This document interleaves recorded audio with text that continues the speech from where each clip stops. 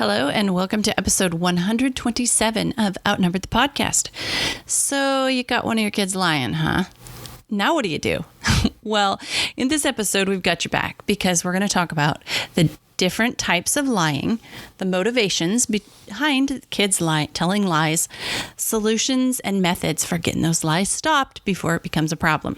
We hope this episode helps you to resolve those little lies with your kids.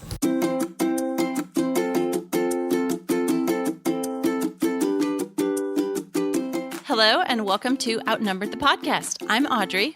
And I'm Bonnie. We are experienced moms to a combined total of 19 children. In our weekly episodes, we explore relatable topics using our perspectives of humor and chaos. Tune in for advice and encouragement to gain more joy in your parenting journey.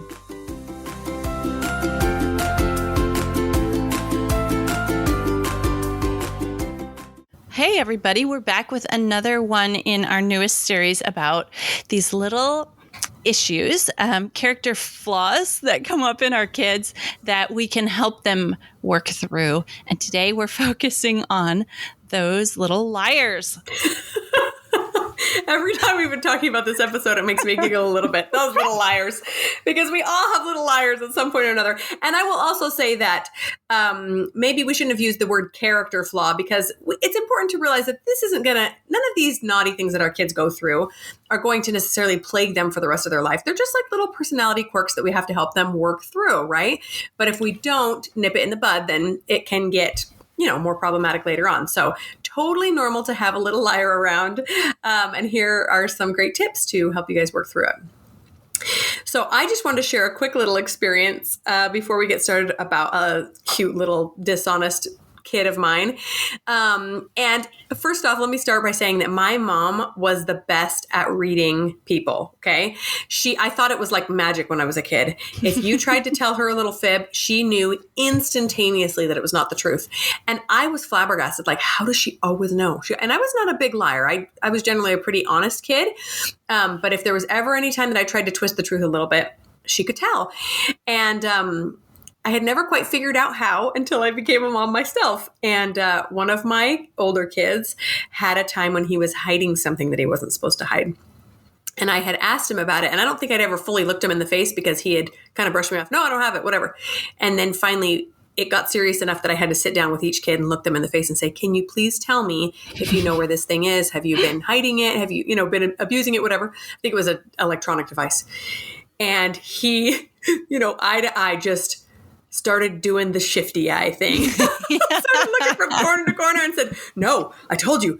I swear every word was like shift, shift, shift. I wish I could show you on video. And he said, no, I told you, I don't have it. And I'm like, oh, that's how she knew. And every kid has a tell, I think. Some are very good at it. But yeah, if you know your children, you will know generally, I think, when they're being dishonest. And this one was just a funny little, I had to struggle to not laugh because I thought, okay, son, all right, I actually know that you're not telling the truth, so why don't you just fess up and we'll work through it. That was a cute little lesson for both of us. I think I've heard myself saying to some of my kids, like number 7, 8, I've said, do you think this is the first time a kid has ever said or done this to me? Like, buddy, there are like 7 older kids who've tried that one on me before. So, good luck. You think the first one to lie to me? You are not. We want to start with a caveat. Again, that if your intuition is telling you your child's lying is abnormal, over the top, above and beyond, please pay attention to that. We're going to talk about the types of lying in a second here, but we're not health professionals. We're just moms who have dealt with an awful lot of kids who lie and just, try to slip a little one past you or something. But if it goes above and beyond, if your intuition is got that red light flashing, listen to that and maybe seek out help. Right. Or if you can't always tell when he's lying. Now, this is normal to occasionally be hoodwinked by a child. But if you have a child who seems really proficient in it, that might be a chance to involve a healthcare professional and say, we need to really work on this. Maybe there's some underlying issues, like you're saying. Yeah, there'll usually be other behaviors, negative behaviors that are involved also. It won't just be the lying. Right. Totally. Yep. So this episode will cover the different types of lying, the motivations our kids have for being dishonest, and then some solutions and methods for stopping it before it gets out of hand. Alrighty, let's talk about the 3 types of lying. So these are actually categorized by psychologists. They call them normal lying. See? Our kids are normal. It's fine. Our kids are normal. It's fine. If your kid lies, it's normal. Compulsive liars and then pathological liars. So in this episode, we're going to focus on normal and compulsive lying because that's kind of what we have experience with. And neither Bonnie and I feel like we have experience with a pathological liar. But that is, like I was mentioning before, that is kind of taking it to another level where there's a psychological thing going on in the brain. And usually there's quite a few other negative behavior things going on too. So if we do have an article linked in the show notes about the 3 different types of lying. And if you kind of are questioning yourself about what kind of little liar you've got on hand, you might want to go read that article. Yeah, some great tips in there. Okay, so we're going to talk about the normal and the compulsive lying. And these 2 types peak between the ages of 3 to 8. So still while they're pretty young. And it is very good to address it early before it becomes a habit, obviously, right? Or you can also use some of these tips that we're sharing if you have a child who is already in the habit of lying. And like I mentioned before, it's really important to get this one early, especially before they become preteens and teens, for a couple of reasons. Number one, they start dealing with more important things in life. Like you really don't want your teenager to be a compulsive liar when he starts driving and leaving home and having more independence, right? That would be bad. And also as they get older, they become a little bit more socially savvy and they become better liars. And then it becomes a little bit more difficult to catch them and get them to come clean. And so if we can fix it when they're young, it becomes a much better issue or much less of an issue. I don't know if it's ever a good issue. No, it's not. All right. So let's talk about normal lying first. Now, maybe it would help to tell you like what this is the littlest kids and the first little lies that come out. And they call this normal lying. And what it's related to is like something they call theory of mind. So where a kid starts to actually think a little bit in the abstract and they can like imagine things. So they're starting to have an imagination and this is like, it's called theory of mind. And they just start crossing the line between what's real and what's not real. They're also developing a sense of morality. So what is right and what is wrong? And that also is when they kind of experiment a little bit with the lying. Like, is this right? Is this wrong? If I say a little lie, does that make it true? Like just kind of the experimentation. Another motivation for these first little normal lies are fear of consequences. They don't want to get in trouble. And then they're developing problem solving techniques. So I accidentally broke mom's vase. If I clean up and throw away the evidence and say it didn't happen, that's one solution. It's not broken because I said it didn't happen. So those are some of the motivations for what they categorize under normal lying. Right. And none of these should be a surprise to us because we, even as grown-ups, are tempted to use these same things, right? And maybe we don't blatantly lie, but we might shift the truth a little bit here and there to make life seem a little bit easier on us. We try not to, obviously, but these little kids are just experimenting with those skills. Not skills we want them to have, but that's why they're there. And it's this type of lying is usually seen in the very young. So like we said, that 3 to 8 age, more the 3, 4, 5-year-olds. And it's even cute sometimes. So picture, for example, the 3-year-old that gets into the chocolate he's not supposed to get into. And you say, "Did you eat chocolate?" And he looks up at you with innocent eyes and there's chocolate everywhere on his face and goes, "No, mommy, I didn't eat the chocolate." And it's, you can giggle about it because it's very obvious that he got into something he wasn't supposed to. It's plain as the nose on his face. And yet he chooses to lie about it because he knows that there might be a consequence, or he's, like you said, playing with this idea of truth versus non-truth. Let me play around with this and see what happens. Oh, yes. So we're going to offer you some solutions now to help out with this little kind of normal lying that they're starting to experiment. So one tip is to focus on the underlying behavior, not the lie. So let's say they've got you go back to your example of the chocolate all over the face. You focus on saying, you know what, it's wrong to take chocolate without asking and, go into that and not even go into the territory of, you know what, you lied and I'm going to have to give you consequences. When you tell mommy that you didn't eat chocolate and it's all over your face, then that's called a lie. And no, just skip over all that and go to the underlying behavior. Eating chocolate when you're not supposed to be eating chocolate is not allowed in this house because it's mine and you can't have it. Exactly. Maybe if there's Hershey's, you can have that. That's garbage chocolate. Exactly. Right. Yeah. And it almost becomes a little bit too complicated for those younger years, right? You just got to focus on one problem at a time. Yeah. Another solution for this normal lying is to model and emphasize the truth in your own interactions with your kids. So what this might look like is, let's say let's say I do something wrong or that ended in a bad situation, right? Like I broke something of my child's or I spilled something or whatever. It's awesome to be able to model that truth telling, right? Like, oh my gosh, you guys, I just broke a cup. Shoot, that was an accident. Do you see how I'm telling you the truth? It would have been easy to hide, just kind of walk them through that. Or, oh, I broke this thing of Dad's. I better tell him so that he doesn't wonder what happened to it. And maybe I'll offer to replace it, right? Just this very neutral conversation about sometimes we're tempted to hide the truth, but it's so much easier to just stay truthful. Yeah. Another good way to model that. So one way that I have modeled that for my kids is, I'm sure you've all done this before, and you push your grocery cart out to the car and you've loaded all the groceries and you turn around to push it back into the cart corral and there's something on the bottom that you forgot to pay for. And all the kids are loaded in the car and you've already paid for your groceries. And it's a very strong message to them about how much you value and hold up and emphasize truth when you load them all back into the cart and you say, guys, we forgot to pay for this. And that's not honest. And you go back in and you pay for it.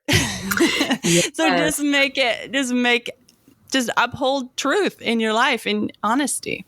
Oh, yes. I have had that situation happen to me at least 3 times when my kids were little. And I'm thinking, when will I learn to check the bottom of the cart? Because, does the $5 case of water really matter to the grocery store? Probably not. But my kids' integrity? Yeah, it really does. And this is a really fairly simple and easy way of explaining that and showing them through your own actions. So I love that example.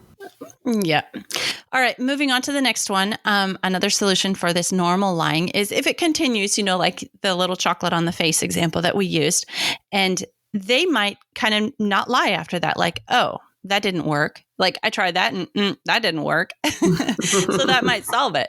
But if there's a little bit of, continued lying, then you just give them the definition. What is lying? What does it mean to be dishonest? What is the truth? And this will be for a kid that's a little bit older and has been lying a little bit more. And you say, you know what you've been doing to me is called lying. And that is not acceptable. And what we do in this house is we do truth and, we tell the truth and this is what we do. And remember that time when we had all the groceries. And so you define it for them and lay it out. And this is our family's creed. And this is not our family's creed. And just lay it out. What is lying? What is truth? Yes, agreed, 100%. It's really important to remember that we have to define these things for our kids and not automatically assume that they know what it means. I'm sure you've heard the little story of the child who is taught repeatedly that he can walk down the sidewalk, but he has to stop at the corner. And then one day his mom catches him walking into the street and she, berates him and gets on him and you're supposed to stop at the corner. You're supposed to stop at the corner. And he turns to her and says, Mom, what's a corner? Oh. So sometimes especially with my younger kids, what just happened the other day, something similar where my kid just didn't even understand what I was talking about. I'd explained it 100 times to my first 5 kids, but the second half hadn't gotten the same lesson. And so I needed to, make sure that they really understand the definition of those words that we're using. So another solution for normal lying is to just listen. Listen to the problem, let them talk to you about it, work with them to find a solution that involves honesty, especially if it might be something that requires a little bit of character development, right? Like confessing to a sibling that they broke something. Yeah, I know. So often I do the problem solving for my kids because it's just easier and it's just faster and I've already done the work and I can just, do the honesty without the big, without the big internal debate about lying about it or not. It's like just easy for me to just do the problem solving and move on. But that robs them of all those experiences and all that internal, development because of learning to tell the truth and all that. So yeah, just listening and allowing them to come up with their own solutions, even if they're not like the ones that we would choose. Like that's going to help them develop the theory of mind and their sense of morality in ways that they need to do for themselves. Right. Yeah. All right, so let's move on to compulsive lying. Now, compulsive lying is a little bit more sophisticated,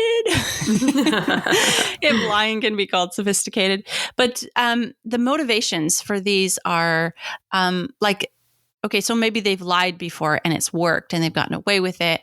And so there's different motivations here than just kind of exploring and kind of that more innocent type of normal lying. So the motivation behind this is, laziness. Did you clean your room? Yep. Mm-hmm. Yep. And everything's under the bed, or you found it swept under the rug. They want to control the situation. So what they're wanting to do is control your or someone else's thoughts or impressions about a situation. So that's where lying comes in.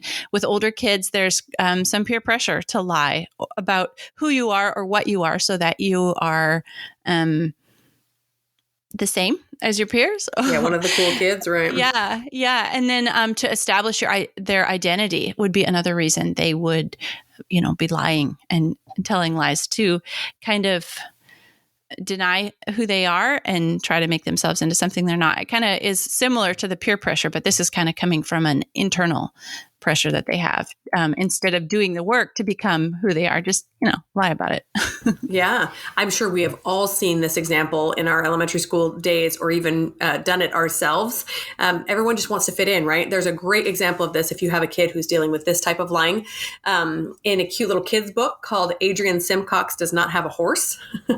And it's the story of a little kid from the wrong side of the tracks. So he's very poor, who tells these tall tales about this horse that he owns. And the little girl who's narrating the book tells everyone, no, he doesn't. And she's very adamant about it, right? Until finally one day she sees where he lives and she finally understands some of the background behind why he's lying about this horse. And she's able to just kind of let him do his thing. And obviously we want to emphasize that he should still be telling the truth, but to maybe understand it's a little bit more of a compassionate way of looking at someone with a lying problem. You can help your child that way too. So one solution for this type of lying is to avoid setting up a lie. So here's an example of this. I do this all the time and I am working on it. And it is one of my husband's biggest complaints about how I parent. He looks at me every time I do it. I'm like, oh, shoot, sorry. And it is when you see a mess or something broken or something that went wrong in the household, don't immediately start yelling, who did this? It's the first thing I do. Who broke this thing? They're going to be in so much trouble. Well, strangely, nobody is raising their hand and hopping to the front of the line. Oh, hey, Mom. Do I get prize? No one wants to fess up. They immediately go, not me. And they all hide behind each other, So if I can much more calmly say, oh, shoot, there was a mess made. Let's all clean it up together. Or, what happened here? To stay calm and rational. And really, honestly, in those types of situations, most of the time we don't even know need to know who was to blame. We just need to set about fixing the problem together, right? But in my anger, I feel like I want someone to blame. And so I start yelling. And I think that's going to make me find somebody to blame. But strangely, it doesn't work. There's a cute little poem my kids have memorized. I'll try to stick it up on Instagram this week or something. It's called Mr. Nobody by Anonymous. Oh. Did your daughter do this poem on Instagram? Okay, yes, I remember this one. It's so cute. I don't think I've put it up yet, but I can make sure to get it up there if I don't have it up there yet. But it starts out, Mr. Nobody by Anonymous. I know a funny little man as quiet as a mouse who does the mischief that is done in everybody's house. There's nobody ever sees his face, and yet we all agree. Every plate we break was cracked by Mr. Nobody. Yes. I've got that guy at my house too. He's a good hider. Yeah.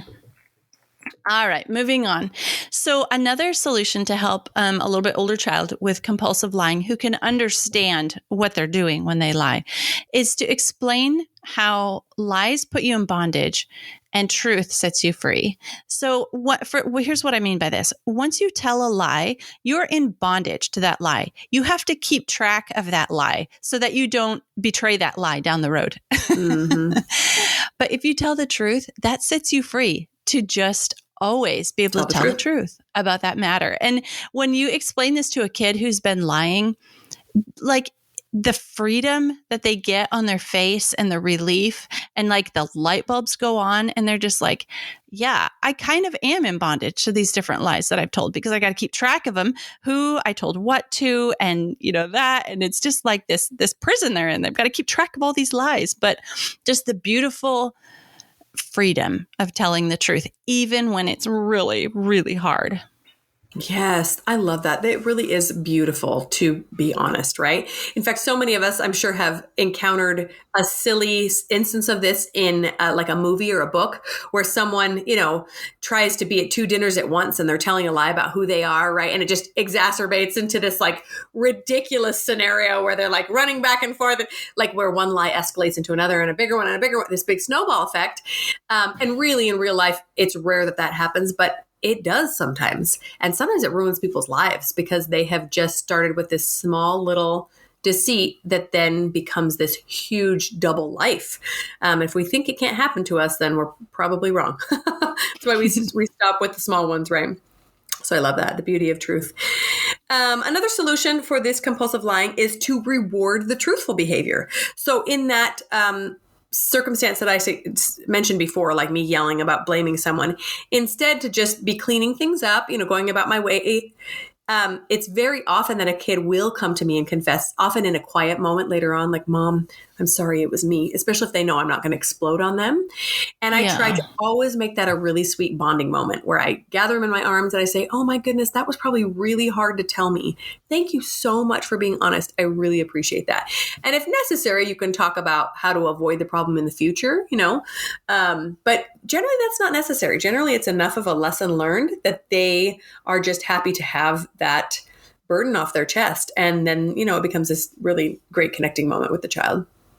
Yes, I totally do that too. Like every time it's really, I don't know, it just feels really, really important to take and reinforce that kind of behavior, that you just reward it with your praise and with your touch and with your all that, the 5 love languages. If you don't know your kids, just use them all.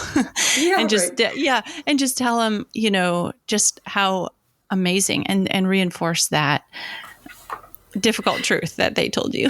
Yeah. Really, really, like you said, reward them for doing this hard thing. The other thing I wanted to mention is if the child has had an issue with lying in the past, that might be a great time to bring up their past motivation. Like, wow, you did such a good job being honest this time.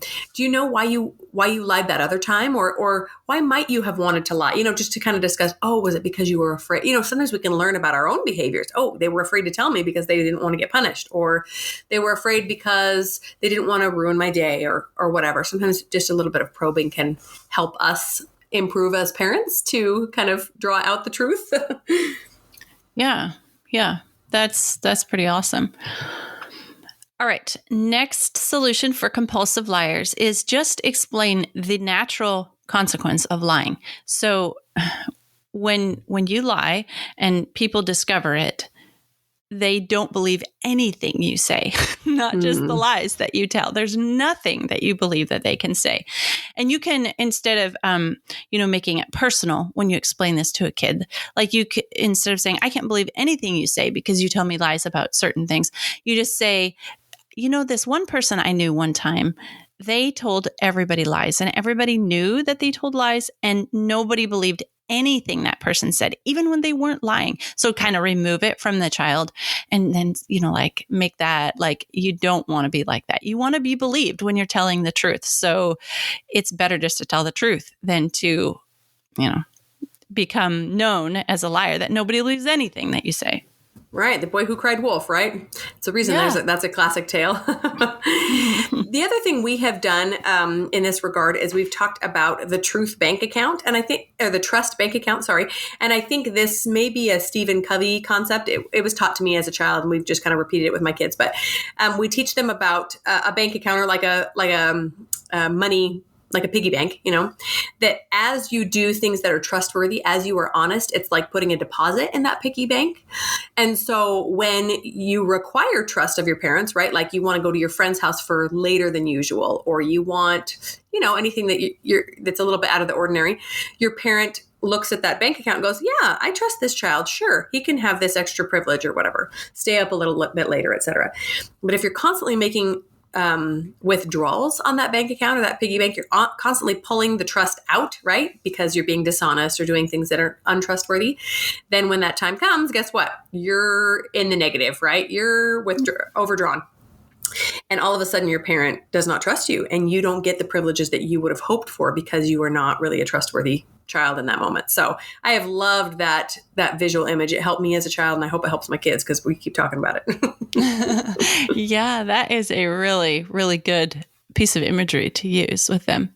All right, now we're going to go ahead and talk about the actual methods that we use when we've come across a kid who's lying. And this is a little bit older kid with a compulsive lying, and none of the things that you've tried and the solutions are really kind of working. So now we're going to talk about actual methods that we use.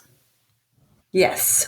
So the first one in dealing with compulsive lying is to give a warning and very clear expectations and consequences for the future. So you've caught your kid in a lie and you say, oh, shoot, you chose to be dishonest. I'm really sorry that you did that because there has to be consequences for this. I'm going to let this be a warning for you, but the next time there's a lie, and be really careful with your wording here. Make sure it's not the next time I catch you lying. Oh, because then they just get really good. Not being caught. Right. The next time that you're dishonest, there's going to be XYZ type of consequences. And you can make it very loving. Like, I really don't want to have to do that. That would be really sad. Let's just be honest with each other. I promise to always be honest with you.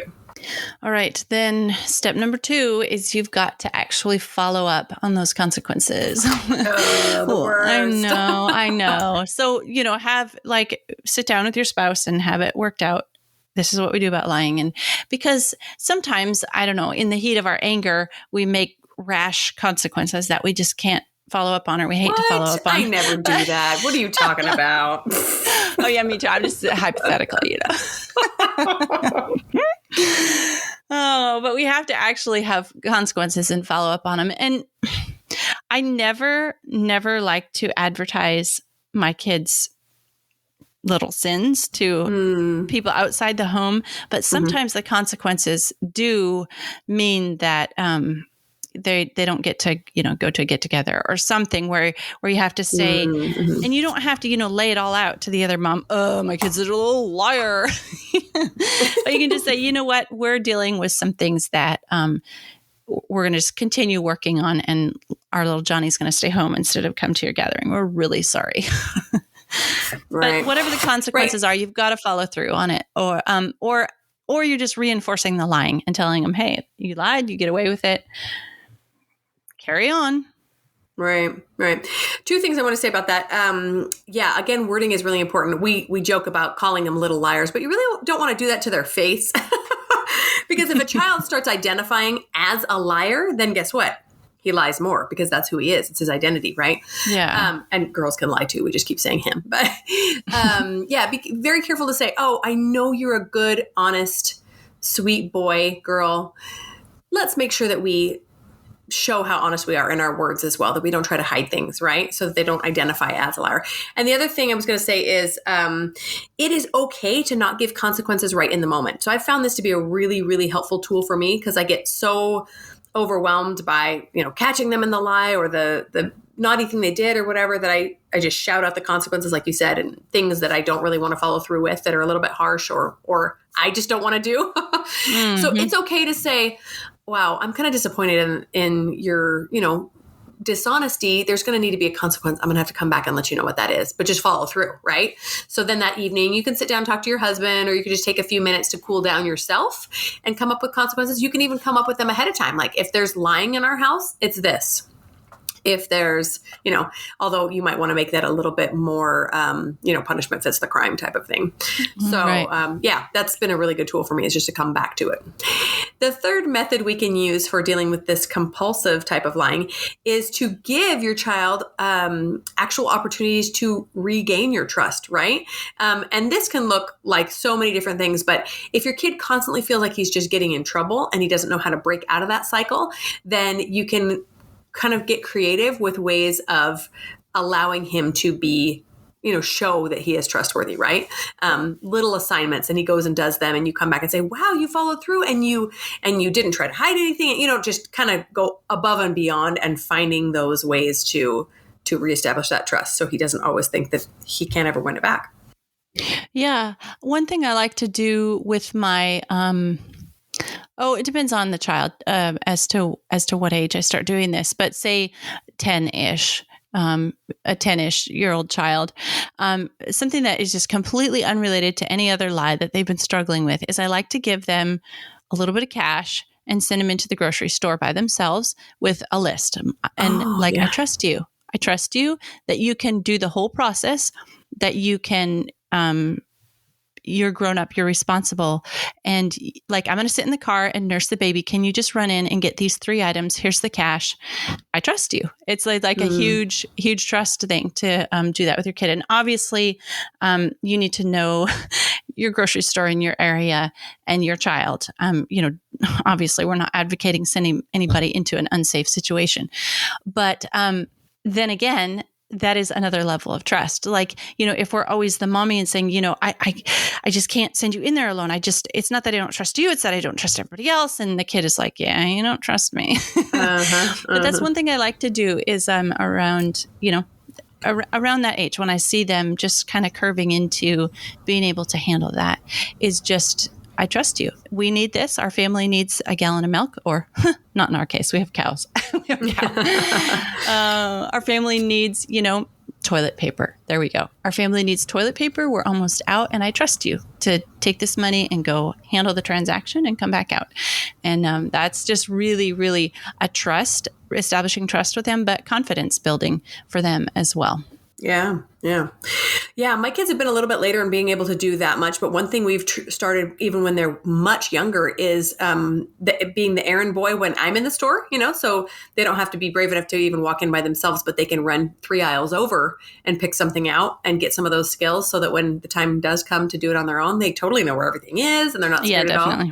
Yeah, so even like a 7-year-old can do that. It's pretty awesome. In a safe grocery store, like you said.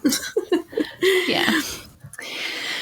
All right. So some follow-up thoughts. One final thing that I absolutely is key to helping a kid who lies or maybe has a little bit more compulsion to lie is encouraging them to develop a relationship with the spiritual side of themselves and with God.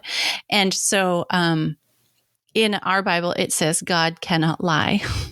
And so we get that idea started on our kids really, really early in their lives, that God cannot lie and that truth is valued above all other things. And when you just kind of use that as the foundation that you build everything else on with your kids, then it kind of puts lying in such a negative light that it's just really somewhere they don't want to go. And upholding the Creator God as just this amazing deity that cannot lie and wanting to have a relationship with him is something that we've encouraged in our kids from the very beginning. And it really does help them if they're compelled to lie or they have this little lying thing going on, to just kind of think about and establish a relationship with the one who cannot lie. Oh, yes. I'm so glad you added that. Lying and dishonesty is one of those things that is so much bigger than just us as parents. It's going to be something that they will deal with and have to continue to make the right choices surrounding for the rest of their lives, right? We have temptations to lie until we're dead, basically. And so it's definitely something that's going to be a value that they're going to have to answer to a higher power to, because if they just have to hide it from mom, then sweet, that's easy, right?